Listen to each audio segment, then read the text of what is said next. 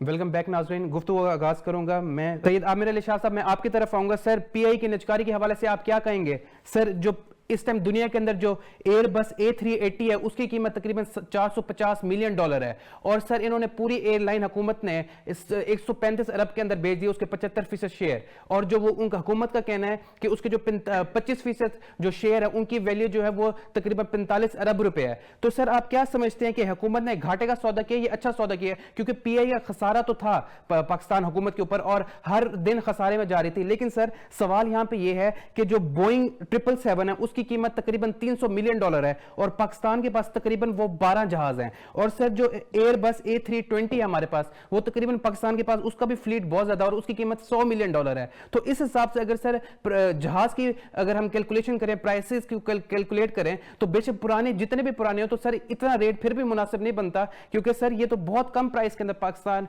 हुकूमत पाकिस्तान ने पीआई को की निजकारी की है। जी, मैंने तो पहले आपसे गुजारिश की है कि मुझे नहीं समझ आई कि इनको क्या मसला था। एक जो प्रॉफिटेबल मतलब लास्ट ईयर आज से पीटीआई के दौर में जो पीआई के साथ हमारे एक वजीर मौसूफ के बयान पर उस पर ज़रूर डाउनफॉल भी है, मामलात ख़राब भी है, लेकिन उसके बाद जो लास्ट ईयर था उसमें उसका प्रॉफिट 26 अरब रुपए था।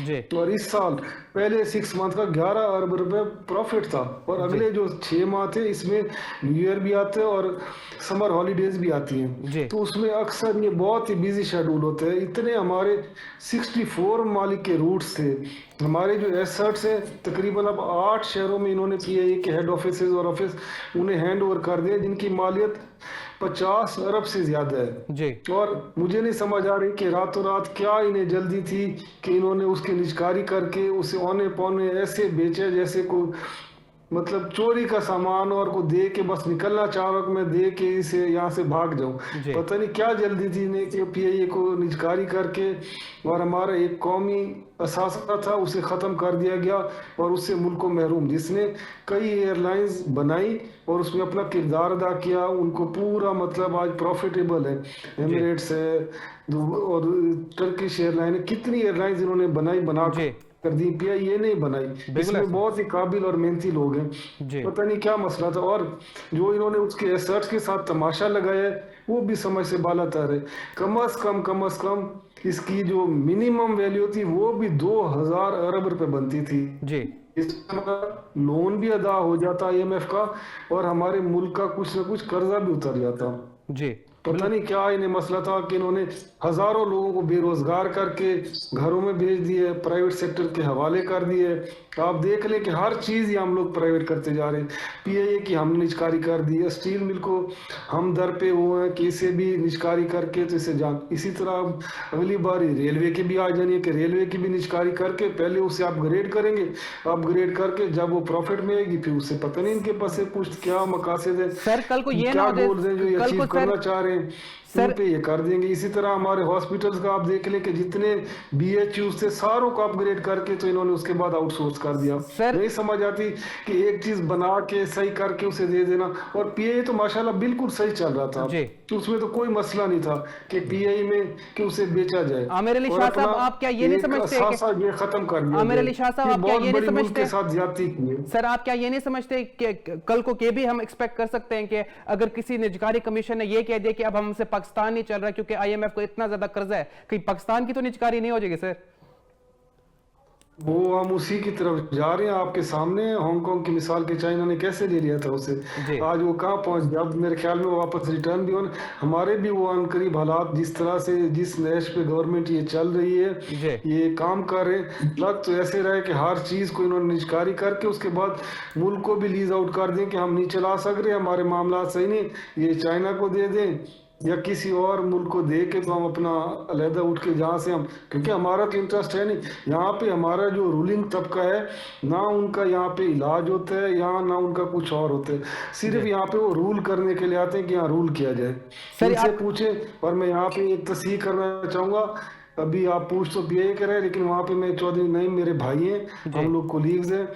तो साथ हमारा एक ही डिवीजन है, ये रहीमियर खां से। तो उसमें मैं ये आपको बताना चाहूँगा कि ये जो बार बार कह रहे हैं ना कि अदालतें आज़ाद नहीं है, अगर अदालतें आज़ाद ना होती तो DRC पे हमारी चीफ जस्टिस साहिबा ने बहुत सख्त रिमार्क्स दिए हैं जी कि अगर इतना शौक है इनके पटवारी AC और इनको तहसीलदारों को जज बनने का, तो इन्हें एग्जाम दिला के जुडिशरी में ले आए, ये खुद फैसले करें।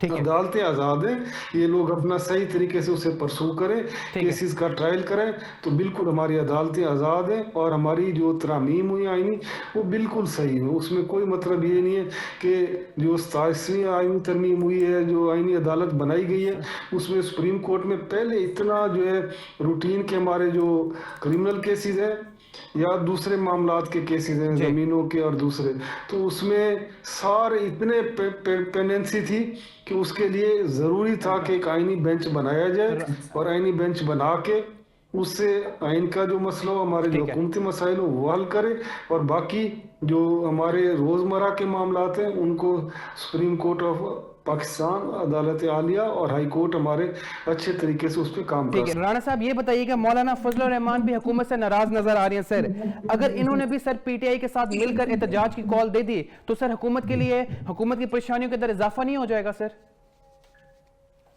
देखिए बात यह है, नॉन इश्यूज पे अगर आप खाम खा एहतजाज की कॉल देंगे तो लोग नहीं निकलेंगे, अच्छा चाहे वो कोई भी जमात हो, कोई भी पार्टी हो।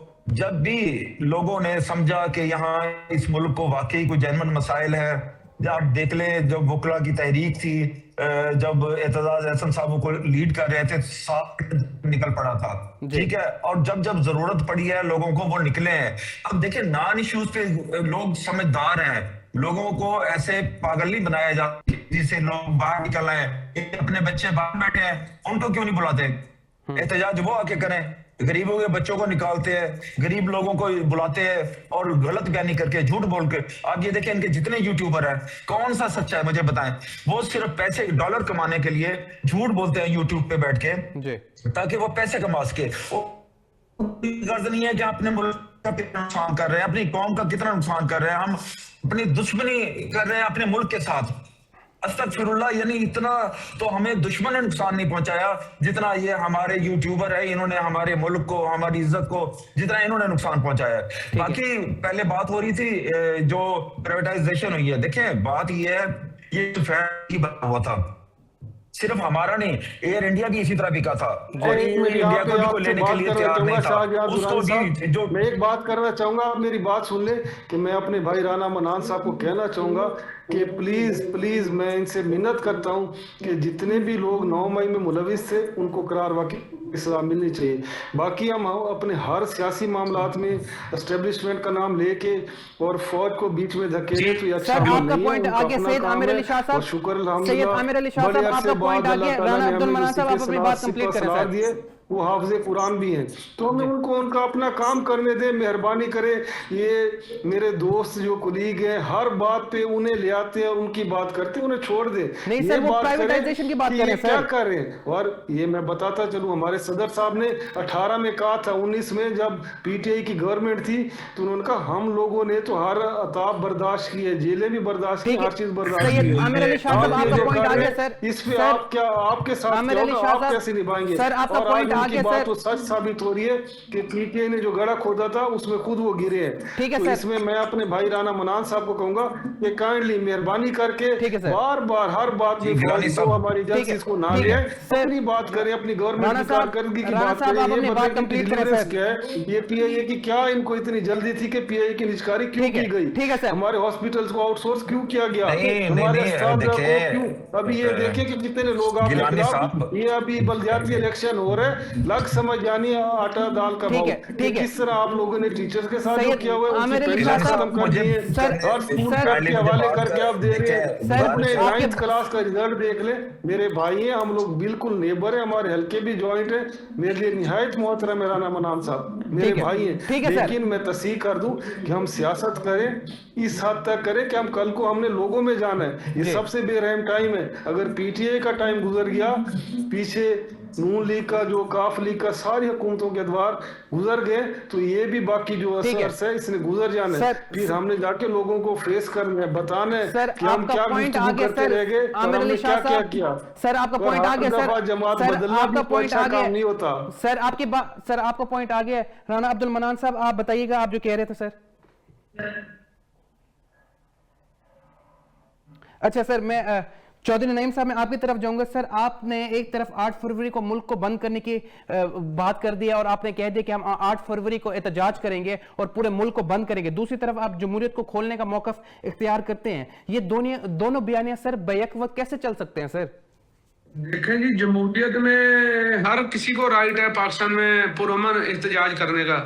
हम अपने आइन के अंदर रहते हुए अपना मैंडेट चुराया गया है 8 फरवरी को 2024 को, हम उसके लिए 8 फरवरी को पुरअमन एहतजाज करेंगे पूरे पाकिस्तान में। हमारी पार्टी ने जो दिया है और ये हमारा जमहूरी राइट है डेमोक्रेसी में। आप देखें जब हम पीटीए की हुकूमत थी तो ये हमारे जो कुलीग हैं नून वाले, चाहे हमारे भाई हैं राना मनान साहब हैं, चाहे आमिर भाई हमारे, ये इनकी जमातों ने भी पीटीए के दौर में लॉन्ग मार्च भी किए, इन्होंने प्रोटेस्ट भी किए। कभी किसी के ऊपर हमने कोई भी जुल्म नहीं किया, बल्कि इनको फैसिलिटेट किया अपने दौर में। अब हमारे साथ जो 3 साल से हो रहा है, ये इतना जुल्म जबर हो रहा है जो मैं कहता हूं कि मुशर्रफ साहब का डिक्टेटर का दौर भी गुजरा हमारे सामने। उस दौर में भी आम पब्लिक के साथ इस तरह जुल्म नहीं किया गया जिस तरह इस जमहूरी दौर में हमारी जमहूरियत को नुकसान पहुंचाया जा रहा है। जिस तरह हमारे पुरअमन लोग जो प्रोटेस्ट करने निकलते हैं उनके ऊपर FIR दी जाती हैं, उनके घर तोड़े जाते हैं, उनके कारोबार को तबाह किया जा रहा है। ये हमारी जो पाकिस्तान के लिए अच्छा नहीं हो रहा। हमारी मैशियत दिन ब दिन गिर रही है।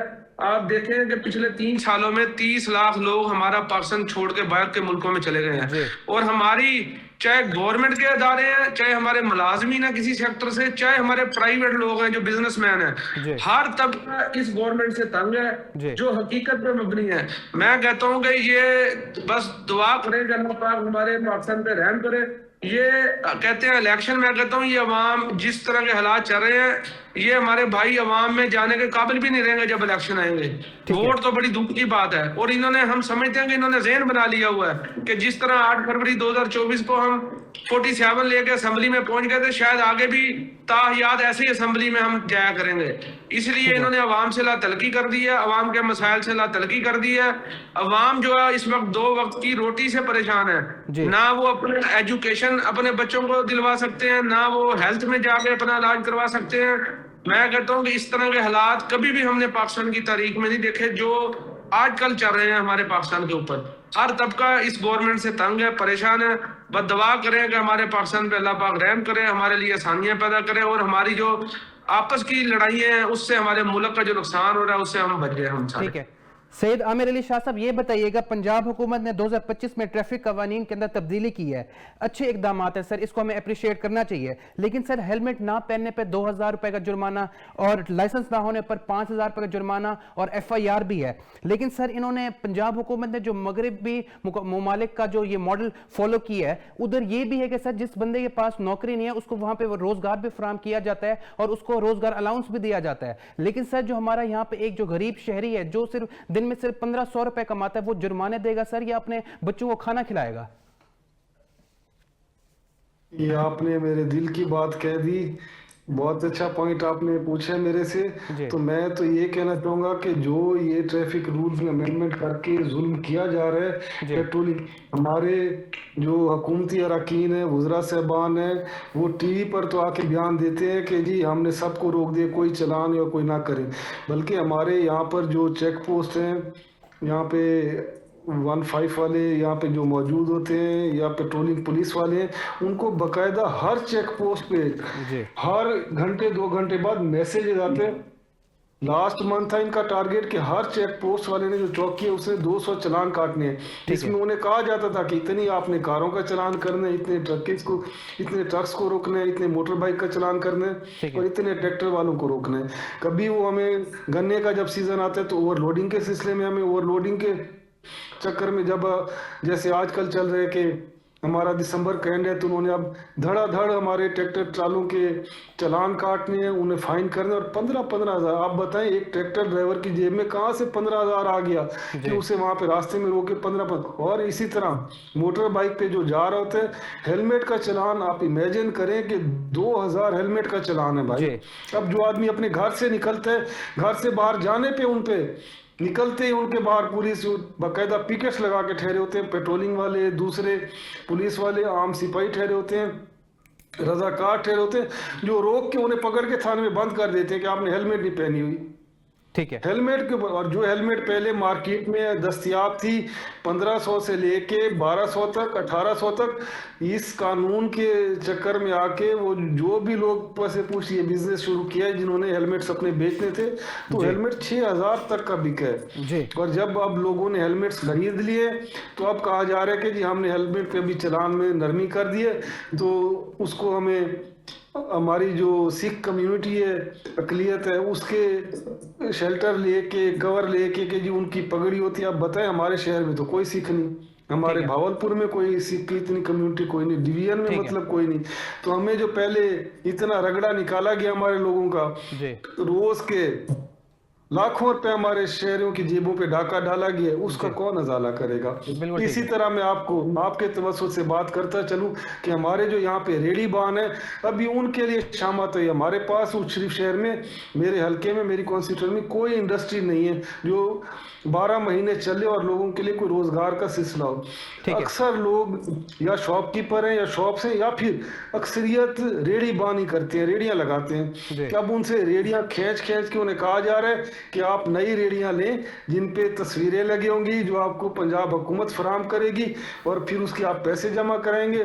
और ये रोज एक नया तमाशा है जो लगा हुआ है। पता नहीं आगे पब्लिक में जाके हम लोग कैसे मतलब ये फेस करेंगे, जो लोग रूल कर रहे हैं, या उनको क्या जवाब देंगे कि उन्होंने क्या डिलीवर किया, या लोगों की बेटरमेंट के लिए क्या सेहत हमने तबाह कर दी,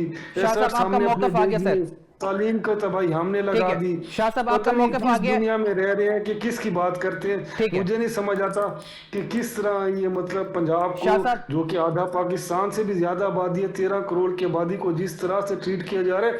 और यहाँ पे ये भी बताता चलूं कि 2 कवानीन है, एक लाहौर के लिए कानून है, एक हमारे जनूबी पंजाब के लिए कानून है। वहां पर मैं हॉस्टल में रहता हूँ, हमारे हॉस्टल के साथ लोग जो है लाउड स्पीकर पे अपने सब्जियां चीजें बेच रहे हैं। और लास्ट ईयर रमजान शरीफ में आखिरी रोजा था यहाँ पे PS चनीगोठ में, यकीन माने एक बच्चा जिसके घर में ईद के लिए कुछ लेने के लिए कुछ ना था, अपना सब्जी और चीजें लेके बेच रहा था, उसने चांद रात पे SHO ने लाउड स्पीकर के उसके ऊपर FIR दे के उसने अपनी ईद भी अंदर गुजारी और उसके बच्चों ने फाका किया। आमिर अली शाह साहब आपका पॉइंट आ गया। सर मैं चौधरी नईम साहब की तरफ जाऊंगा। अपर पंजाब के लिए, दूसरा हमारे जनूबी पंजाब के लिए। आमिर अली शाह साहब आपका पॉइंट आ गया। चौधरी नईम साहब ये बताइएगा, आने वाले दिनों में तहरीक इंसाफ के मुस्तकबिल का फैसला कौन करेगा? आप क्या समझते हैं, सियासी बिरादरी करेगी या जो X के ऊपर ऑफिशियल अकाउंट है PTI ऑफिशियल वो करेगा? क्या कहेंगे सर इस बारे में? देखिए जी, आने वाला वक्त जैसे एक बयानिया बनाया जा रहा है कि माइनस इमरान खान करके तो हम कोई किसी जगह पे पहुंच जाएंगे, किसी स्टेज पे। मैं कहता हूँ कि माइनस इमरान खान PTI है ही नहीं, हम लोग ही इमरान खान के साथ हैं। और इमरान खान साहब ने जिनको भी इख्तियार दिए हैं नेगोशिएशन के मामलात के लिए, वो जो भी चीजें होंगी वो ठीक है। नाज़रीन, मैं अपने तीनों मेहमानों का शुक्रिया अदा करूंगा कि उन्होंने प्रोग्राम में टाइम दिया। इंशाल्लाह आप सबसे मुलाकात होगी नेक्स्ट प्रोग्राम के अंदर। तब तक के लिए अपने मेज़बान मोहम्मद शाहगान खान दुरानी को दीजिए इजाज़त। अल्लाह निगहबान।